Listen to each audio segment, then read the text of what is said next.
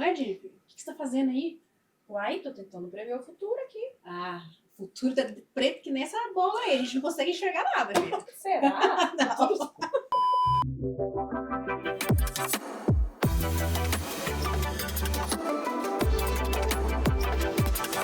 Oi, gente, pra quem já ouviu, já assistiu o podcast, eu sou a Jenny. Pra quem não assistiu também, eu sou a Jenny, aqui da GUP. Tô aqui representando essa empresa que eu faço parte. E eu sou aqui, já me autodescrevendo, uma mulher parda. Tô com uma blusinha azul de manga longa, um coletinho azul. O escritório que a gente tá, ele é bem azul também, que é a cor forte da GUP. Fiz uma make aqui, né, pra me preparar pra quem fosse assistir esse podcast. Tô com os cabelos escuros, jogado pro lado, pouquíssimos acessórios, pulseirinha básica e tudo mais. E se você não sabe ainda, esse podcast a gente conseguiu reunir 4 agentes super importantes quando o assunto é carreira e empregabilidade. Então, do meu lado, eu tenho uma baita especialista em carreira, a pessoa mais seguida no TikTok, no Instagram, e eu quero que ela se apresente para vocês também. É isso aí, eu sou a Aline Santos, mentora de carreira, palestrante, influencer de RH. Estou a pessoa mais seguida no TikTok e no Instagram com relação ao nicho de recursos humanos. E fazendo a minha autodescrição aqui para você, eu sou uma pessoa branca, de estatura média, mas como a gente está sentado, estilo William Bonner, vocês não vão ver a parte de baixo. Com uma camisa de manga longa na cor azul marinho, uma maquiagem bem tranquila também, um rosinha assim básico. Hoje meu cabelo está dividido no meio, para diferenciar. Tenho o cabelo no fundo castanho, com luzes, loira.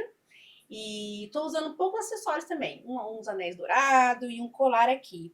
E a gente também quer que os nossos convidados se apresentem para vocês. Então eu tô aqui com o Daniel da Dexco e também com o Gabriel. O Gabriel tá representando aqui a pessoa candidata e o Daniel representando a parte empresa neste podcast. Então, fique à vontade aí. Quem são vocês? Pergunta de processo seletivo. Bom, eu sou o Daniel, trabalho na área de RH há mais ou menos 14 anos, até onde eu pude começar a contar. Sou de Natal, vocês vão perceber um sotaque bem sutil, mas estou em São Paulo há 5 anos, desde que eu voltei da Ucrânia, num período de imersão. Curiosidade. E eu sou uma pessoa parda, tenho um cabelo liso, ondulado, castanho. Tô com óculos preto e tô super animado de estar aqui hoje com vocês para falar sobre esse tema que é fundamental e super importante. Muito bom. E você, Gabriel? Se apresente aí para o nosso público. Tudo bem? Primeiro é um prazer conhecer vocês. Obrigado pelo convite. Eu sou Gabriel, eu sou daqui de São Paulo. Eu sou formado em Direito, advogado por formação. Pude me aventurar um pouquinho na área mais de business e hoje eu busco essa interseção entre o direito, tecnologia e negócios. E fazendo minha autodescrição, eu sou um homem pardo, de cabelos pretos, cacheados, tenho barba e estou usando uma camiseta branca. Muito bom. Tudo a ver com o nosso tema, as suas profissões. Total. E aí, gente, eu acho que é um tema, assim, do momento, né? Vou jogar uma pergunta mais geral pra gente esquentar aqui o debate. Quando a gente tá falando de futuro do trabalho, na perspectiva de vocês, do que a gente tá falando quando a gente fala sobre o futuro do trabalho? É tecnologia? É profissão que tá surgindo e tá desaparecendo? Queria um papo aberto, assim. Na minha opinião, como mentora de carreira, a gente está falando de um momento que é novo realmente no mercado de trabalho. A gente está falando de pessoas que são multitarefas, assim como o Gabriel bem trouxe ali, a gente já não é mais uma pessoa especialista, e quando eu falo que a gente vira para um generalista e não é generalista dentro de uma área, a gente acaba colocando outros chapéus. A gente está falando de momento que a gente enfrenta gerações diversas dentro do mercado de trabalho. A gente está numa revolução tecnológica que é a IA vindo aí, vindo não, já estamos vivendo ela. Então, o futuro, na verdade, nem é futuro, é tudo agora. E eu percebo que a gente não pode mais esperar. Realmente, o presente tem esse nome, porque é um presente mesmo que a gente está vivendo. Deus nos deu como um presente e o futuro representa tudo isso, assim que eu comentei aqui com vocês. Olha, eu acho que a gente está vivendo um momento histórico em que a questão da tecnologia ela entrou na nossa vida numa velocidade que até então não tinha acontecido. Quando a gente pensa o surgimento da internet, que se eu não me engano é na década de 90, a internet ela acelerou muito esse processo, porque a velocidade da tecnologia é uma velocidade diferente do que a gente tem das estruturas sociais lá de trás dos nossos pais, né? Então eu acho que o que a gente hoje é convocado é olhar para essa mudança, que é uma mudança incessante, constante. Quem é de tecnologia sabe que muda a cada 2 anos o ciclo de vida, né? Em geral. Como é que a gente vai dar conta dessa velocidade? E como a gente também vem vendo agora com uma força muito maior a questão da inteligência artificial, essa velocidade ela vai aumentar ainda mais. Porque a gente está falando de uma inteligência artificial que ela vai pegar literalmente o que era operacional e ela vai executar isso em 2 segundos. Uhum. Então, acho que a gente está num momento de inflexão hoje muito forte e que realmente, se a gente não faz uma reflexão de carreira, se a gente não olha para nós, não olha para esse contexto, não olha, né, para esse processo de quem sou eu, o que eu quero, e dentro disso eu olho para fora e penso o que é que faz sentido para mim, a gente vai ter sérios problemas.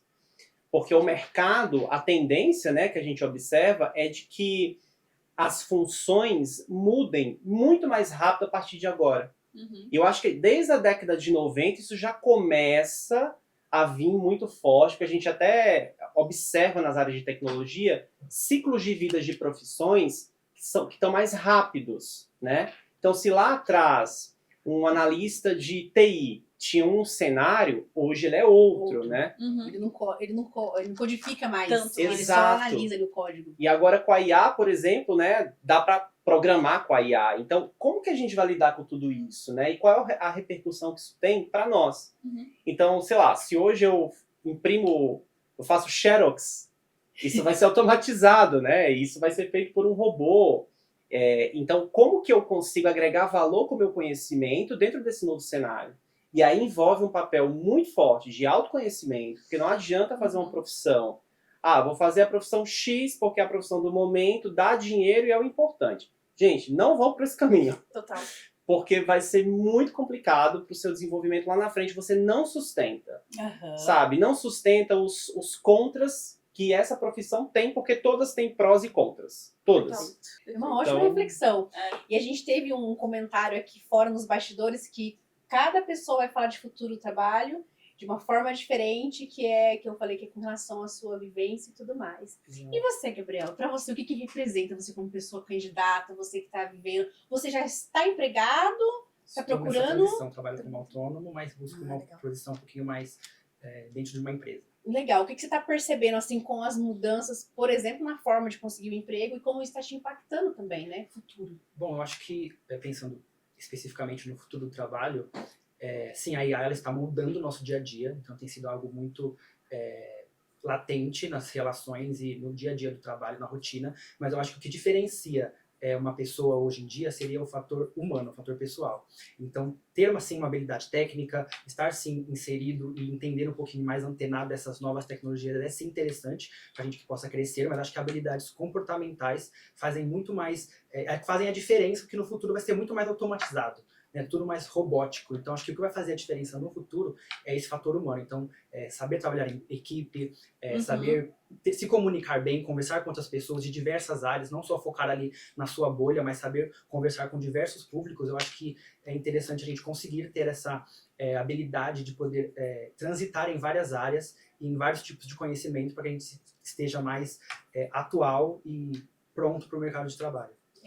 E eu acho curioso também, quando a gente fala de futuro, a gente tem muito esse aspecto de tecnologia, de novas coisas. E aí eu me lembrei de um vídeo que a senhorita postou recentemente, que era falando assim, pessoal, vocês estão falando aí de vaga do futuro, etc, né? A gente já teve o boom dos engenheiros, a gente já teve o boom dos desenvolvedores, a gente já teve o boom dos advogados, inclusive, mas a gente não tá falando das vagas operacionais. Por quê? O filho do pedreiro não quer ser pedreiro mais. O filho do motorista. O filho do motorista não quer ser motorista. O filho do pintor não quer ser pintor. E como tá difícil a gente conseguir esses profissionais no nosso dia a dia. Então, eu acho que o futuro do trabalho ele não tá só nesse lugar de tecnologia. Ele também tá que a gente vai ter um desafio grande daqui a pouco de como que a gente vai preencher vagas operacionais, dado que todas as pessoas vislumbram uma vida que esses cargos não têm providenciado para essas pessoas. E a gente não está tendo mão de obra nesse lugar também. Acho que vagas operacionais já é um desafio geral da nação, mas eu acho que no futuro eu tenho uma aposta que vagas operacionais vai ser uma questão. Vai ter uma inversão. Vai. E vai ser muito positivo, eu já prevejo isso. Como mentora de carreira, como pessoa que que a minha família é muito operacional, então a gente tem centro automotivo, borracharia, mecânica e tudo mais, então a gente já vê uma dificuldade de contratar, mas diferente, algumas pessoas da família querem dar essa continuidade, entendeu? Indo para a questão do autônomo, porque o futuro do trabalho também não é só emprego, é trabalho no geral. Uhum. Então, vamos colocar isso aqui na mesa. As profissões, mecânico, pintor, eletricista, gente, comecem a pensar nessa. Se você gosta de um trabalho mais operacional, que é um trabalho mais de campo também, que eu acho muito gostoso, gente, vai pagar muito bem. Muito importante. E já está pagando, tá? Pedreiro, por exemplo, não se acha mão de obra, e quando você acha, todo mundo quer esses pedreiros. Muito legal, gente, se lembrar desse vídeo aqui. Olha Eu falei, aí. profissão do futuro que ninguém fala. Eu sigo você ali. Ixi. Muito bom. Mas falando das principais habilidades e competências, assim, o que vocês têm percebido, você que trabalha como parte empresa, assim, o que as empresas estão mais buscando nas pessoas, para que as pessoas que estão nos ouvindo também possam começar a se preparar e pensar, já tô meio caminho andado nesse requisito aí. Pensando em soft skills, hard skills, assim, o que você tem percebido? Bom, eu acho que quando a gente pensa em habilidades, cada empresa vai ter ali o seu modelo cultural em que ela vai valorizar algumas habilidades em detrimento das outras. Mas tem algumas que eu considero que são gerais. Para o que a gente tem hoje de cenário de mercado de trabalho, você ser capaz de encontrar soluções é uma primeira habilidade que para mim é fundamental. Então, se a gente tinha aquele modelo bancário de ensino lá de trás, né, que você encontra respostas, mas de uma forma muito automatizada, sem refletir sobre essa resposta, se você tem a competência de pegar um problema, entender como é que você constrói a metodologia de resolução e fazer toda essa análise disso, isso é uma competência que eu julgo que você vai conseguir performar em qualquer cenário. Eu estava até comentando com a equipe que trabalha comigo, de uma grande amiga que eu tenho, que ela é formada em Relações Internacionais. Ela tinha feito arquitetura, não gostou de arquitetura, contrariando todo o histórico dela, foi fazer Relações Internacionais e hoje ela trabalha com compras. Administrativo. Então, exato, mas qual que é o ponto aí? De algum modo ela desenvolveu competências em Relações Internacionais que nada envolvem suprimentos, mas que a empresa enxergou isso e a contratou. E hoje ela trabalha na Noruega. Então, você ser capaz de olhar um problema, desenvolver um método de resolução, um raciocínio teu e construir essa solução, isso é uma competência para mim que, se você tem, você consegue performar em qualquer cenário, porque você encontra a solução para o desafio. Então, essa para mim assim, é uma que eu não abro mão. E que eu acho que é fundamental e que eu observo em qualquer entrevista que eu faço. Porque se tem isso, a pessoa desenrola. Tem uma pergunta específica que você faz para poder identificar? Tem. Geralmente, anotem aí. Porque essa aí eu vou fazer um vídeo então depois. Boa! Como é que eu faço? Eu sempre gosto de trazer uma pergunta trazendo qual foi um desafio que essa pessoa enfrentou e como ela fez para resolver. Simples assim. Simples, resolução de problemas. Simples assim. Nesse racional da resposta eu já consigo capturar rapidamente. Com certeza. E aí, de acordo com a senioridade. Eu já entrevistei desde diretor até estagiários. Então, bem diferente. Exato. Então, no diretor, o que é que eu vou analisar? Não só a resolução, mas como é que foi todo o desenrolar dessa solução. Porque eu tenho que entender como é que ele influencia, como é que ele gera e cascateia essa solução. Porque uma solução no nível de diretoria não é uma solução de uma área pequenininha. É para a empresa inteira. É diferente de um estagiário que tem um processo na mão que ele tem que resolver aquele processo. Então tem um nível de complexidade maior. Então no diretor eu vou analisar como é que isso se cascateou 360. Para o estagiário não, eu quero saber se o processo foi resolvido. Boa, então excelente. Tem uma reguinha que eu uso em relação a isso. Então acho que para mim é isso. Tem uma outra coisa que eu gosto muito, que é assim, brilho no olho. Isso não é uma soft skill que está assim desenhada. Qual é o nome dessa soft skill? Não está em lugar nenhum. Mas você entrevistar alguém, você observar alguém que tem uma prática de trabalho numa entrevista ou numa empresa, e essa pessoa tem brilho no olho, você tem a certeza que ela vai performar em qualquer cenário. Então, brilho no olho é uma coisa que eu não abro mão. Não gosto daquele perfil... por que você quer trabalhar aqui? O que eu acho... De paraquedas. Meu pai falou que essa área é interessante. Eu tenho um irmão... Vai muito por essa linha, né? Assim, me disseram que isso aqui é interessante. Quem tem brilho no olho fala assim, a minha vida me levou até esse momento de estar falando com você E eu realmente acho que isso que você está me apresentando tem a ver com a minha história. É um entusiasmo. É o entusiasmo, é a entusiasmo do conexão com a candidato. Muito vida legal. que essa pessoa tem, né? Então, para mim, são duas assim que eu acho que são os principais, né? Quando eu penso nessas Em questão soft. de contratação, né? Do que o mercado está mais. olhando Exato. isso para você e você consegue transferir lá para o seu cliente, para a sua empresa. Exato. Eu acho que antes da gente ir aqui, Gabriel, só quero pedir licença para a gente abrir um grande parênteses, porque a gente criou aqui agora uma dica muito importante para a entrevista. Então, eu quero ainda Boa. contribuir nessa dica. Tem um método que a gente chama de STAR, Sim. que é quando a gente fala a situação que a gente estava envolvido, Sim. a tarefa que a gente tinha naquela situação, a ação que a gente tomou e o resultado que a gente teve. Então, uma dica aqui, grande parênteses de entrevista. Gente, na entrevista, é assim, jogo é jogo, treino é treino. Só que pra você chegar no jogo, você tem que treinar. Então, às vezes, você não tá mandando bem na entrevista porque você não tá treinando. Então, por isso que eu tô dando essa dica direta aqui. Usa esse método, treina bastante responder as suas perguntas utilizando essa linha de raciocínio, que eu acho que pode te ajudar muito. Então, eu queria só dar esse parênteses da entrevista, Fantástico. porque no Estar. meio desse podcast surge uma grande dica aqui de entrevista. Estar de estrela, que não é estrela. Tem a ver com a metodologia de entrevista por competência. Como é que você tem visto isso o que você tem sentido de cobrança de competência do futuro? Ou que hoje é diferente do que você escutava nos processos seletivos antes? Fiquei curiosa também Acho que sobre ainda isso. mais pensando no meu momento de carreira, Uhum. acho que a adaptabilidade tem algo Bom bem ponto. latente nas entrevistas que eu tenho participado. Então, eu já vim de uma área muito focada, muito técnica, né, que é o direito. Saio um pouquinho pro business e estou voltando pro direito. Então, como que eu apresento e demonstro que essa interseção na minha vida ela fez sentido. Então, mostrar que as escolhas que eu fiz, as experiências que eu tive fizeram sentido e por que eu escolhi isso. Além de, como ele falou também, autoconfiança. Né? Então, saber se vender bem, saber apresentar como que você fez, como você chegou para chegar ali, qual foi o resultado dessa ação. Eu tenho visto, na verdade, querer saber como foi a resolução de problemas. Então, eu tenho visto em muitas empresas como você teve um desafio, como que você lidou com esse desafio e também de fracassos. Então, eu vejo muitas entrevistas pedindo exemplos de fracassos. Então, como que você lidou com esse fracasso? Então, ter esse controle, essa inteligência emocional também tem sido muito pedida. Isso é eu tenho verdade. visto bastante nos RH das empresas também. Não é nem a habilidade do futuro, é a habilidade do presente. É, como você do falou, presente né? mesmo. E por que tá se pedindo isso aí? Porque as coisas estão mudando o tempo todo, a todo momento. E o que era ontem não é hoje. E a gente precisa realmente da flexibilidade. A gente teve um podcast que a gente falou realmente das habilidades também do profissional do futuro. E a capacidade de flexibilidade, ela entrou muito grande, assim. Eu queria perguntar sobre os tipos de carreira, né? Que a gente vê que as pessoas elas já não estão mais, e eu sou muito exemplo disso. Eu não sou aquela pessoa que trabalhei 5 anos numa empresa, 5 anos outra, 8, talvez 5 anos para algumas pessoas seja um pouco tempo, mas em uma empresa só eu trabalhei 5 anos. Então, assim, a forma que eu encontrei de crescer profissionalmente e financeiramente foi realmente olhando para o mercado, sabe?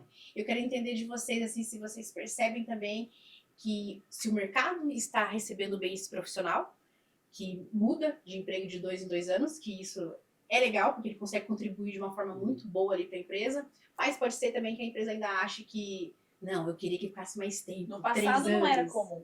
Não era comum.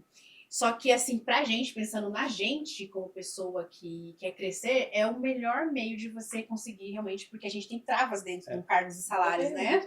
Então, assim, como que vocês estão enxergando isso, você como empresa, e você também, Jenny, contribuir também com o seu ponto de vista, o Gabriel também, que, imagina, autônomo, experienciei isso aqui, não quero, agora eu quero isso daqui, entendeu? Como equalizar tudo isso, como que vocês enxergam o mercado tá vendo esse comportamento dos profissionais? Tem um estudo que o MIT fez, onde ele, em 2000, se não me engano é a data desse estudo, que ele mostra o que ele chama de carreiras em portfólio. Então o MIT, lá em 20 anos atrás, já estava prevendo um movimento de que a gente vai ter carreiras muito mais transacionais, do tipo, hoje eu estou numa empresa, amanhã eu estou empreendedor, depois eu estou como podcaster, depois eu estou como... E vai, né? Então o modelo que o MIT prevê é muito relacionado a isso. Legal. É bem legal esse estudo, eu vou mandar. Estamos vivendo ele. Estamos vivendo. Então o que ele previu está acontecendo, né? E depois eu vou mandar o estudo pra gente até colocar aí Claro, podemos nas colocar linhas. como Tem uma anexo, como imagenzinha que eu indicação sempre do uso podcast. nos meus palestras e tal. O que é que eu vejo, assim? eu concordo 100% com o que você trouxe. Eu acho que a gente não deveria olhar tempo das pessoas nas empresas, a gente deveria olhar a trajetória. Uhum. Porque em um ano, a gente consegue gerar muito resultado, se você for uma pessoa acelerada. Total. Né? Eu já gerei resultado em empresa, tipo, em 4 meses eu transformei a área. Uhum. Já aconteceu na minha história. E teve empresa que eu fiquei 3 anos e não aconteceu nada. E Uhum. por quê? Porque a estrutura organizacional é que define muita coisa. Então, assim, a gente deveria olhar nos processos seletivos a trajetória, não os times. O que é que eu vejo como RH e o que é que eu vejo no comportamento dos meus colegas? Eu vejo que existe muito preconceito em relação a ciclos curtos em empresas. O que, na minha visão, é um total contrassenso, dado o estudo do MIT, carreiras em portfólio, e dado que hoje as pessoas têm mais acesso. Então, as pessoas hoje elas estão no mercado que é global. Eu posso estar no Brasil e trabalhar para Dubai. Eu posso estar, né, eu mesmo estava no Brasil, continuei trabalhando no Brasil e fui para a Ucrânia, num projeto de voluntariado de uma ONG europeia. Acontece, né? Então, assim, as carreiras são múltiplas, né? O RH, de um modo geral, não tem um papel promotor nesse sentido. Eu acho que é um papel muito tradicionalista ainda. E acho que isso vai ser um grande problema, porque isso só vai intensificar as carreiras em portfólio. Uhum. E eu acho que a gente precisa começar a pensar sobre isso e trazer conteúdo sobre isso para educar o mercado. E eu acho também que com essas novas gerações isso vai acontecer cada vez mais. Sim. E aqui eu acho que tem um ponto muito importante. Às vezes a gente esquece que há uma via de mão dupla. Então o fato de uma pessoa ter ficado 3 meses numa empresa não necessariamente foi a empresa que tirou ela. Talvez ela entendeu que aquele ambiente não era legal para ela. Então eu acho que a gente deveria ser menos radical, Exato. mas eu também acho, Aline, que a gente estaria sendo leviano se a gente falasse, não, ninguém tá olhando para tempo, mas infelizmente isso ainda tá acontecendo. E vou pegar esse gancho do estudo aqui, que é, sabe que eu fiquei refletindo agora? A gente fez uma brincadeirinha com a bolota preta aqui prevendo o futuro no início, né? Eu acho que o futuro ele não é tão nublado desse jeito. Por quê? A gente ainda vive num país subdesenvolvido. E o que acontece? O que acontece aqui no Brasil já aconteceu em outros lugares. Porque países desenvolvidos estão a algum tempo de distância na nossa frente e tudo mais. E eu me lembrei disso. Talvez se a gente consumisse mais esse tipo de estudo ou esse tipo de informação, a gente já estaria se preparando para o futuro. E eu me lembro porque antes de vir aqui para a GUP, eu tinha uma empresa de diversidade e inclusão. E eu estava trabalhando mulheres. E aí as pessoas falavam assim, Jenny, mulher, mas mulher tá na pauta ainda. E lá nos Estados Unidos já tinha passado a pauta de pessoas negras e eles já estavam na pauta de pessoas trans. E o que eu tinha entendido ali é, a pauta de pessoas negras vai chegar no Brasil daqui a 5 anos e a pauta de pessoas trans vai chegar no Brasil mais ou menos daqui a 10 anos. Então, se a gente consumisse mais a informação do que está acontecendo, né, em países que já estão um pouco mais desenvolvidos que a gente, eu acho que o futuro não ia ser tão nublado, não. Me deu esse insight aqui Sim. na hora que a gente estava falando dessa Mas eu tô pensando que quer perguntar alguma coisa, uma curiosidade, alguma coisa polêmica aqui para essas Polêmica? pessoas. Algumas Polêmica, pessoas Não assim. pensei em nada polêmico. É que a gente gosta de colocar fogo no parquinho aqui também. Bom, vamos lá. Porque é o único podcast, ó, que colocou numa mesa 4 envolvidos Exato, aqui no processo, bem legal. entendeu? Verdade. Então faça o seu papel aqui de trazer o que as pessoas A gostariam. voz do povo. Mas eu vou trazer um pouquinho sobre o que brincadeira, vocês sem conversaram agora. Eu acho que vai muito de encontro com esses conflitos geracionais. Então, acho que hoje nós estamos passando por um conflito geracional com a geração Z. Então, nós temos visto umas habilidades e comportamentos bem diferentes das gerações passadas. Então, pessoas que estão mais em busca, não só busca de dinheiro, mas busca melhor de bem-estar, de flexibilidade, o equilíbrio entre a vida pessoal e a vida profissional. Então, como que o RH tem enxergado estes conflitos geracionais que nós estamos passando hoje? Já passamos diversas vezes por esses conflitos, mas hoje nós estamos vivendo na prática. Então, tem tido muito preconceito também com gerações mais novas, por causa desses comportamentos mais diferentes e não tão acomodados. Então, eu vejo os jovens hoje, da minha geração Z, menos acomodados. Então, se algo não está tão bom, eles não têm medo de sair da empresa e de buscar outra coisa. Então, como que o RH e a empresa têm enxergado esse tipo de conflito geracional e essa adaptação dessa nova geração no mercado de trabalho? Eu acho que o futuro dessa questão vai ser melhor do que o presente, tá? Eu acho que eu tenho essa teoria, porque eu acho que a gente está vivendo agora o conviver com tantas gerações ao mesmo tempo. A gente fez um outro episódio falando de gerações também, e aí o Mate, que é um especialista de gerações, falou, é a primeira vez que a gente tem 6 gerações no mesmo momento no mercado, e tendo que trabalhar junto e tudo mais. Então, eu acho que o desafio tá hoje, e eu acho que a gente ainda vai bater muita cabeça para conseguir conviver, não só com a geração Z, com a agilidade da geração Z, assim como até a ansiedade que a geração Z Sim. traz. E aí já tem os millennials, que teoricamente são pessoas super workaholics, viciadas em trabalho e etc. E aí a gente tem as pessoas mais velhas que, há pouquíssimo tempo atrás, 60 anos era o tempo de vida de uma pessoa. Hoje as pessoas vão até 100 anos, então com 60 anos ela está na flor da idade do trabalho. Então eu tenho uma teoria que esse é um desafio do presente do trabalho, que é a gente conseguir conciliar não só as expectativas da geração, mas todas. E aí, nesse caso, eu tenho uma perspectiva positiva, porque eu acho que daqui a uns 10 anos, o profissional de RH que estiver lá na cadeira vai olhar pra gente lá nos livros de história, tipo, nossa, durante esse período aqui a galera teve que lidar com isso daqui. Mas agora eu espero que daqui a uns 10 anos esses conflitos e essas questões estejam melhores resolvidas. Assim. Dentro desse passeio que eu fiz aí em alguns países, eu acho que a gente hoje vive uma crise de valores, né? Então, quando a gente pensa o que cada geração valorava do ponto de vista de vida, de construção de si mesmo, são elementos diferentes. Perfeito. Então, o que a gente está vendo hoje nada mais é do que um choque entre tudo isso. Do tipo, a gente tem, provavelmente aqui quem tem, né, pais e mães fala assim, ah, mas na minha época... Sempre. Ah, não, mas como assim? Já vai sair? Nossa, mas não completou nem 5 anos de empresa. Porque a lógica naquele momento era uma lógica mais escassa, de oportunidades. Sim. Você tinha, provavelmente aqui, quem é do interior sabe, ou era direito ou era medicina. Total. Eu vim de uma cidadezinha assim de 40 mil habitantes. E como eu era muito nerd, vai fazer medicina. Todo mundo apostava nisso. Só que até eu descobrir que não era isso, inclusive, né, todo o desgaste emocional. Nossa, eu não quero ser médico. Por mais que eu seja muito nerd, tenha ótimas notas, não é isso que eu me imagino fazendo. Até eu chegar em psicologia, foi assim, eu tive que falar com milhões de pessoas. Então, a geração de hoje ela tem mais acesso à informação. Sim. Ela consegue se posicionar, ela consegue ver, não, eu não quero medicina, não, eu não quero direito. Exemplo, né? Eu quero, sei lá, sistemas da informação, eu quero ser podcaster. Por que não? É um caminho possível hoje de carreira. Então, o que a gente está vivendo hoje é que essas novas possibilidades assustam, porque quem está lá atrás fala, mas na minha época não era assim. Então, o grande ponto é, como é que a gente vai mostrar que valores diferentes não são opostos? Sim. E não existe um valor que é melhor que o outro. Nossa, que frase boa. Isso é Valores diversidade. diferentes Não são opostos. Isso é diversidade. A gente fala tanto de diversidade. O que é diversidade? É isso que eu acabei de falar. Uhum. É eu ter um ponto de vista que não é o mesmo que o seu e a gente convive. A gente compõe. Né? Então essa composição é o que eu sinto falta. Então o que muitas vezes acontece é assim, não, você tem que se adequar a esse modelo. Fim.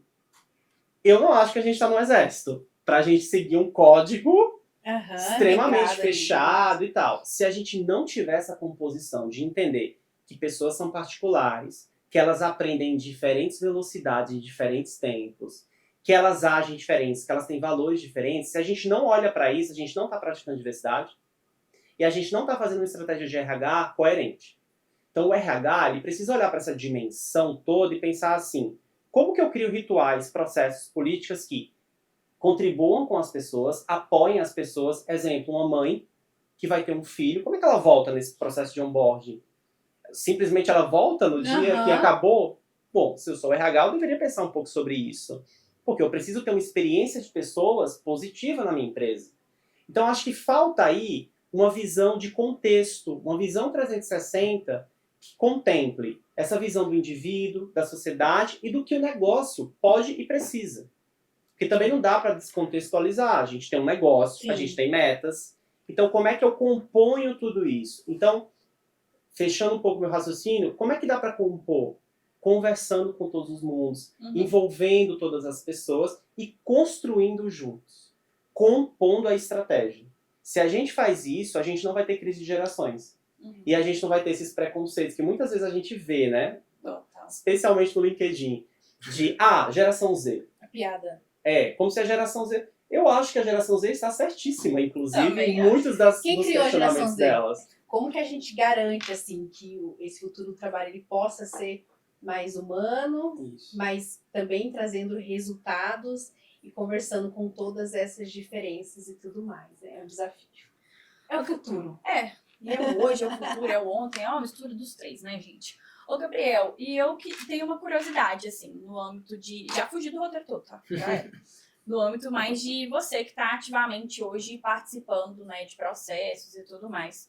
O que te anima em relação ao futuro do mercado de trabalho e o que te assusta, assim, quando a gente entra nesse debate de futuro do trabalho? Essa pergunta é interessante, difícil de responder. Isso aqui é uma entrevista marcada, né? Quase que uma Assim, pergunta de entrevista de já vai treinando, gente. Porque E numa você não está sendo entrevista... avaliado, né?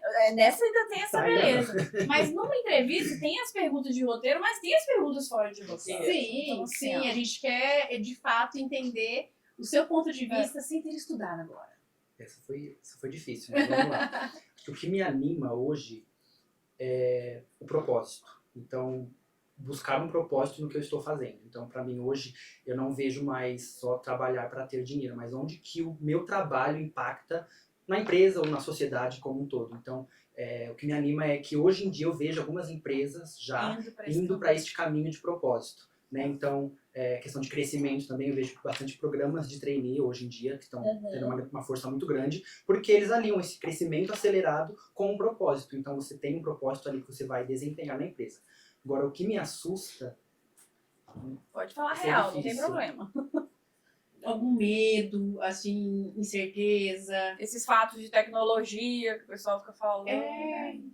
Assim, a tecnologia, ela cresce de uma maneira muito acelerada. Então, a gente ter possibilidade e como que as empresas... Eu acho que a questão da tecnologia, ela acaba sendo muito jogada só para a parte do empregado. Então, ele que tem que ir atrás de se desenvolver. Então, como que as empresas fazem para treinar os seus funcionários que já estão na empresa, por exemplo, dessas novas tecnologias? Legal. Então, é só a parte do empregado que tem que ir atrás de adquirir novas habilidades, ou a empresa tem que tentar reter esse talento e investir nesse talento para que ele permaneça atualizado e desempenhando novas funções. Então, eu acho que as empresas têm que enxergar um pouquinho nessa forma também. Dar condições, dar né? condições da pessoa crescer e de ela ir atrás do que tem sido novo no mercado. Então, eu acho que, não sei se é um medo, mas eu acho que acredito que é algo que deve ser resolvido, talvez.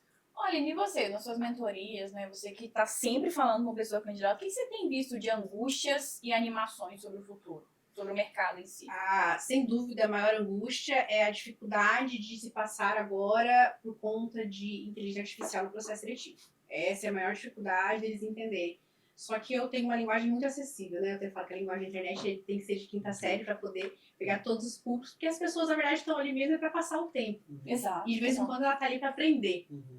Então eu pego essas pessoas e tento desenvolver elas de uma forma que elas vejam que é possível, entendeu? A maior angústia da pessoa, que está invisível, que eu chamo das pessoas invisíveis para os RHs, é realmente essa dificuldade de ser encontrável, né? O que é ficar encontrável? Pra gente é muito simples, né? Pra gente é simples, só que pra eles é muito difícil, né? E essa sua angústia, falando dessa angústia, no episódio anterior a gente falou sobre o papel do RH de trazer Usar melhor a IA, né?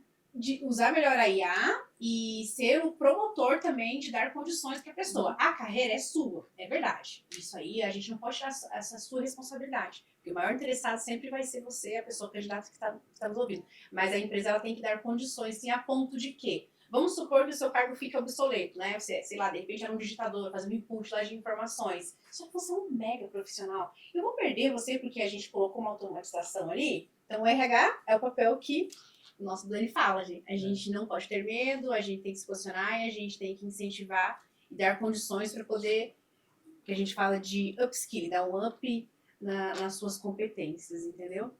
Mas o maior medo é esse, Jennifer, do pessoal que está em busca de emprego novo. É sem dúvida assim, o medo de não ser localizado por uma IA, mas a gente sabe, né, que sempre uma pessoa é localizada, né? Eu acho que aqui o ponto principal é, né, a gente sempre fala isso, mas eu acho que a gente tem que pecar pela repetição nesse caso. O fato de uma pessoa não passar no processo seletivo não significa que outra não passou. Então eu acho que o que a gente deveria estar falando no final das contas é sobre concorrência e não sobre a ferramenta estar me eliminando. Eu falo um dado aqui, eu não sei se eu falei em outros episódios, mas vou trazer aqui agora. No ano passado, a gente teve mais ou menos 36 milhões de usuários no portal de vagas. Usuário único, não é repetitivo no portal de vagas da Gup. E as empresas, nossos clientes, abriram mais ou menos 1 milhão de vagas. Então, assim, seria um sonho que as empresas tivessem 36 milhões de vagas que elas fossem preenchidas. Então, no final das contas, eu acho que a gente está falando de um sintoma e não do problema raiz. E o problema raiz, enquanto um país subdesenvolvido, a gente tem que falar de concorrência. Porque não é porque você não foi visto num agente de IA que outra pessoa não foi. As vagas foram preenchidas. O Daniel tá aqui para discordar se ele quiser. Mas as vagas foram preenchidas na sua maioria das vezes. Então não é porque você não passou que ninguém passou. Alguém passou. Então eu acho que a gente poderia tentar tirar esse medo de não ser visto pela IA e trazer talvez aqui uma solução de como é que eu passo a ser mais visível que um outro candidato que está concorrendo comigo. Porque eu abri uma vaga, que é uma vaga, e tem 1.000 candidatos. Inclusive na plataforma da Gup aparece quantos candidatos estão com você naquela etapa. Então, assim, eu acho que é muito genuíno esse medo e essa angústia. Mas eu acho que enquanto a gente não debater o real problema, a gente vai ter ele no passado, no presente e no futuro. Os obstinados é que realmente conseguem mudar ponteiros, que conseguem enxergar os seus objetivos. E a gente não pode deixar de falar que sim, o futuro tem a ver com relações. Se relacionar, porque é um fast pass. Ele realmente ele coloca você na frente, assim, muitas vezes dos seus concorrentes e você consegue oportunidades. Então, seja obstinado. Tá escutando esse podcast? Não é para entrar por aqui e sair por ali. Olha esse modela, né? Que nem ele falou que ele sabe modelar, mas modela aqui. Vai lá no LinkedIn dele, dá uma olhada, vê o que é esse rapaz ali da Ucrânia, né? Com certeza tem outras informações para colocar ali, porque deu um banho de informações aqui pro profissional do futuro. Gente, o papo tá maravilhoso, tá incrível. A entrevista, assim, acho que eu passaria vocês dois pra próxima etapa, tá, gente? Mas a gente tem que aqui concluir, deixar nossos pontos finais. Então eu vou puxar com um aprendizado meu aqui e depois quero que vocês tragam aí pra alguém o aprendizado de vocês. Eu tô quase querendo acabar tudo, levantar dessa cadeira e mudar o nome desse episódio. Porque eu acho que a minha maior reflexão aqui foi que o futuro, ele é resultado das decisões que a gente toma hoje, sabe? Então não adianta nada a gente ficar fazendo um monte de discussão do futuro do trabalho, se hoje a gente não começar a fazer as coisas diferentes. Então acho que eu fiquei muito com isso forte na minha cabeça, de o futuro ser resultado do que a gente faz hoje. Isso ficou repetindo na minha cabeça várias vezes, com vários exemplos que vocês foram me colocando aqui. Então seja você que está buscando, né, melhorar a sua carreira, uma nova oportunidade, reflete sobre o que você tem feito hoje e o quanto que isso pode mudar o seu futuro. Ou seja, você enquanto empresa, né, que está aí com dificuldade nos seus processos, não tá conseguindo atrair pessoa candidata, o que você está fazendo hoje que o Daniel de daqui a 10 anos vai agradecer, o Gabriel de daqui a 10 anos vai agradecer. Então acho que esse para mim foi a maior reflexão. A gente está discutindo o futuro, mas a gente tem que prestar muita atenção no presente. Assim, sabe? Sim. O meu aprendizado, e a gente vai estender para vocês trazerem um aprendizado também dessa conversa, é que de fato, o futuro não é só emprego CLT, mais uma vez. Ele é trabalho no geral. Então, esteja atento às oportunidades que possam aparecer para você e não as desperdice. Eu estou trabalhando, de repente, num CLT, mas tenha um plano B ali, porque você tem que ser multitarefa. Não adianta você só fazer uma tarefa, porque o futuro pede isso, pede as pessoas multitarefas. Então, pense em outras possibilidades também de carreira para você já ir em conjunto com essa já desenvolvendo outras habilidades. O que eu traria assim de aprendizado é de você escutar o seu coração, literalmente, né? De você pensar assim, o que é que me faz acordar às 6 da manhã no frio em São Paulo para ir trabalhar? Se você tiver isso bem amarrado, você enfrenta qualquer obstáculo. Sim. Então, quem tem porque isso é um privilégio, você poder sim. refletir sobre o que você quer. Isso é um privilégio. Sim. Felizmente, eu tive uma estrutura de família, social, mesmo com muitas dificuldades, que me deram chance de poder fazer um mestrado, fazer uma graduação. Isso é um privilégio, gente, sem tamanho. Eu não sei nem qual é a porcentagem de pessoas que têm curso superior no Brasil. Eu sei que é baixíssima. Que conclui, então... Então, acho que assim, se você tem esse privilégio, está nos ouvindo, aproveite. Perfeito. Utilize isso que você tem para fazer o seu melhor. Eu não falo inglês. Use o YouTube. Use o Duolingo. Use o que você tem. e você vai desenrolar. E eu acho que, sendo bem sincero, a gente tem muita coisa. O que a gente não tem é vontade. Não tem engajamento, disciplina para você aprender aquilo que você precisa aprender para poder fazer uma viagem para outro país e trabalhar lá. Né? Eu acho que esse tipo de coisa a gente tem que focar. Então, se você entende quem você é, você entende o obstáculo que você está disponível a superar, você enfrenta e você chega lá. Né? Então, acho que isso é um ponto de reflexão para todo mundo que está ouvindo. Se escute para que você não ache que o problema está fora. É isso. Ótimo. Bacana. Bom, a gente falou bastante sobre o futuro. Eu achava que ia ser uma conversa mais tecnológica, mas nós vimos que o futuro É humano. ele é humano. É Então, humano. são habilidades. Então, navegamos bastante aqui sobre habilidades que são necessárias para ter, mesmo que lá na frente seja tudo automatizado, robotizado. Eu acho que essas habilidades vão fazer diferença no futuro do trabalho. Então, acho que não se manter estagnado, né? Continuar sim antenado, mas principalmente desenvolver ainda mais habilidades comportamentais, de comunicação, de colaboração, networking. Então acho que isso é fundamental para o futuro do trabalho, sim, e para o mercado de trabalho. Mas é isso mesmo. Inclusive, todo ano acontece a pesquisa Fórum Econômico e 90% ali das habilidades são comportamentais e 10% ali são tecnológicas. Perfeito. A gente vai indo, né, Aline? Porque daqui a pouco a gente tem o quê? Mais uma Entrevista marcada.